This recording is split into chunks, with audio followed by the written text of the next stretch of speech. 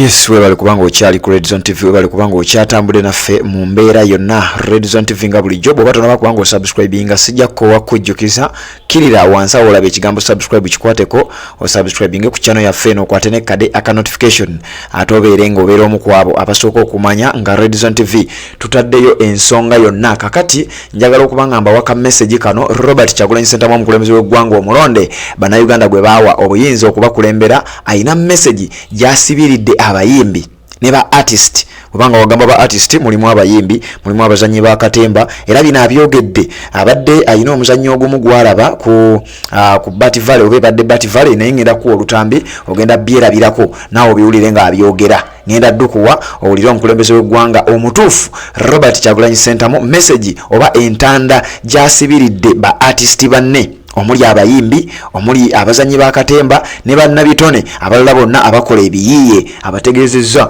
nti ne musobola okuvaayo ne mujja ne mukola kyenkola oluusi n'okunsingako. Era ategeezezza omusajja amanyiddwa nga John Segawa yabadde omu ku bateesiteesi b'omuzannyo guno, era Robert Kyagulanyi Ssentamu n'amugamba omusajja gwe oli musajja mugezi era nga njagala nkuchallenginge gwe omu ku bantu b'ennandyetaaze oba oli awo naawe obeere ng'ensonga ozoogera nga bw'otera okuba ng'ozoogera ate njagala okisuseeko sayidi awo obeere nga n'abantu bategeera nti ati teyaleeta Robert Kyagulanyi Ssentamu yekka wabula ate aproducinga abantu bangi. Message ebadde nkulu nnyo nga tumalako omwaka neyanziza mwenna abampeereza bu Merry Christmas messages naye ng'ekisinga obukulu mujje bambi tubanje abaana, mujje tubanje abantu abali mu makomera abatalina musango nga babavunaana kimu kyakuwagira Robert Kyagulanyi Ssentamu. Mbasaba busabi wano ku Red Zone TV eno channel yammwe guno omukutu gwammwe abo abakkiririza mu nkyukakyuka abakkiririza mu Robert Kyagulanyi Ssentamu ffe twaguwaayo, so kati nja basaba Merry Christmas, fine, it is okay. Nate ekisinga obukulu ly'eddembe ly'abaganda baffe, ly'eddembe ly'abannyinaffe bambi abaliridde Christmas mu makomera naye nga tebabba muntu, tebatta muntu, tebalinga sobbi wabula bawagira buwagizi musajja oyo Robert Kyagulanyi Ssentamu. Mujje tukozese chance eno kubanga nkakasa, in fact nga sinaba kuwa message ya president kansooke nkuwa ekigambo kino.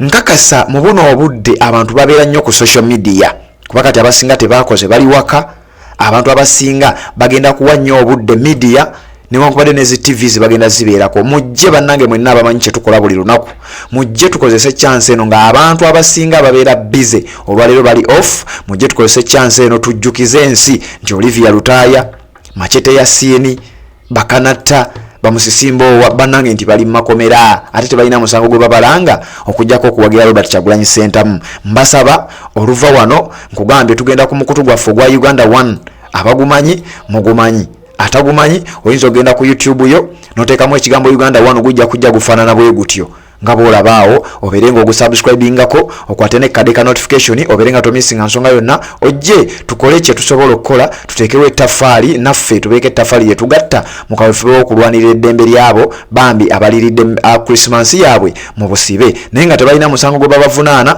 wabula kuwagira buwagizi Robert Kyagulanyi Ssentamu. Kakati njagala nkuwa obubaka buno Robert Kyagulanyi Ssentamu bwasibiridde abayimbi then nkomewo ate nkutegeeza ensonga endala. Red Zone TV kwoli bw'oba tonaba kubanga osubscribinga kikole tubeere nga tweyongera bisooka owuliriza Robert Kyagulanyi Ssentamu byagambye then oluvannyuma nkomewo tubeere nga tutambula.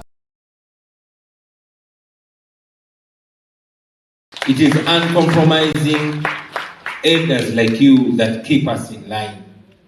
Naye eseera lino si bakulembeze bokka be bayonooneka naye naffe ba stakeholder twayonooneka ne mwesanga nga mwekuŋŋaanya mwe basita bwe muti ne mugenda ne mugamba mu kifo ky'okupushinga for policies ezitufuula abaakabi, mu kifo ky'okupushinga for protection of art, mu kifo ky'okupushinga for great infrastructure sente muzituwe tuzigabane. So awo we tuli mwe ba artist munnange kuva nedda basudde yatuyigiriza ffe tubeera basomesa ne bw'otokozesa kitone Katonda kyakuwadde ne ffeemu Katonda kyakuwadde oliba oliddemu ensi y'olukwe. Mwebale nnyo okutusomesa guno omuzannyo nze ngwagadde nnyo kinkoze bubi nkisize na babi nandyagadde agulabeko naye nja munyumiza kimulume. I would encourage people to watch this play and artists use your art to communicate. Munnange ffe Marcus Garvey yagamba a civilization is not complete without its art. Art is the highest form of expression of human intelligence. What you saw here, byabagezi bokka.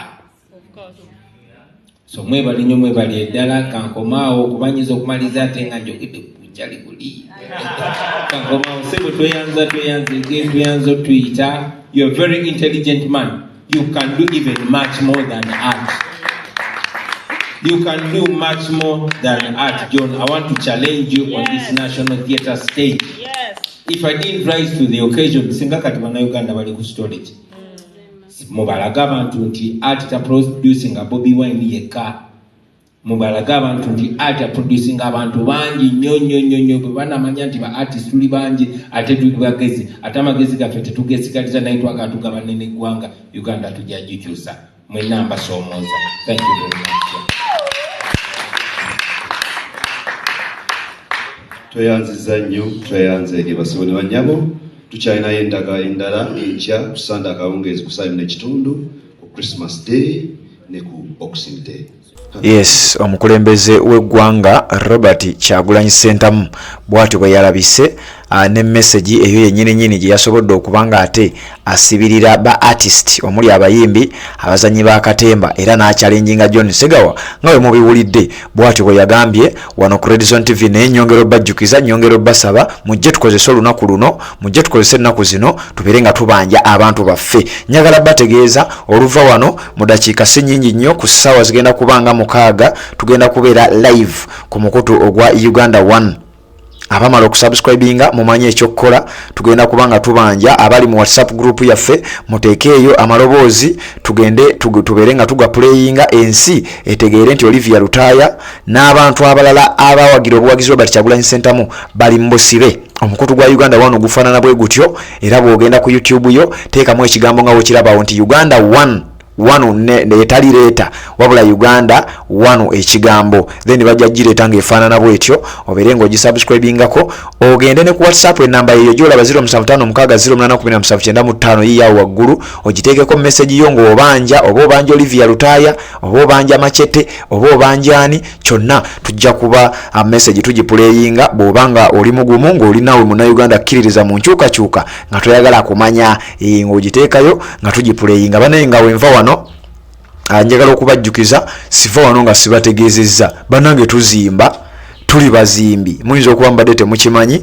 tukola emirimu mingi nnyo okusobola okwebeezaawo ng'abavubuka ate nga bannayuganda tukola emirimu mingi omuli n'ogw'okuzimba tuzimba ebizimbe ebyo byolaba type eyo tuzimba amayumba amatonotono agajwa mu nsawo ya buli muntu tukola constructions ez'enjawulo ate nga ku bbeeyi ey'okuteesa nga obimanyi bana struggle muba musobola okubanga mubitegeera so kati tusobola okuzimbira ennyumba ekika kyewandyagadde oba tuyita ba Victory Construction Solutions ye kampani yaffe bweyitibwa tusobola okuzimba oba tusobola n'okukubira pulaani olina poloti yo 5 ku 10 olina poloti eri 25 ku 2 eri 18 ku 10 eri kyonna kyeri tusobola okujja netukuyambako netukubira pulaani netubanga ate tukwasaganya ebintu by'okuzimbira ennyumba bw'obanga omaze okubanga weteekateeka tusangibwa sayiri z'erweza okuliraana Nikani hotero ojja tuba otusanga waawo bw'obanga oli wala osobola okuba ku namba z'essimu 0758372517 eya Airtel MTN eri 0786 kanziddemu Airtel eri 0758 372517 ate nga MTN eri 0786 66 91 esembyayo 66. Red Zone TV kwoli Sebamudi Patrick nzemberawo nga nkuwa updates njagala okujjukiza gwatanaba kubanga osubscribinga ntikirira wansi awo olaba ekigambo subscribe kikwateko osubscribinga ku channel yaffe n'okwate ne kade akaka notification obenga tomisinga nsonga yonna tugenda kujja live ku mukutu gwaffe gwa Uganda 1 nga bwe nkugambye essaawa yonna ate n'olunaku lwennyini olwaleero maaso kaawo kusanga 9:10 bw'atabaawo kikyuse kadata we tukafuna nga tekatubuze tugenda kubanga era tukomawo tubeere nga ate tukutuusaako live endala era nga mu byonna bye tukola tuli mu kubanja baana abaasibibwa awatali musango okujjako okuwagira obuwagizi Robert Kyagulanyi Ssentamu.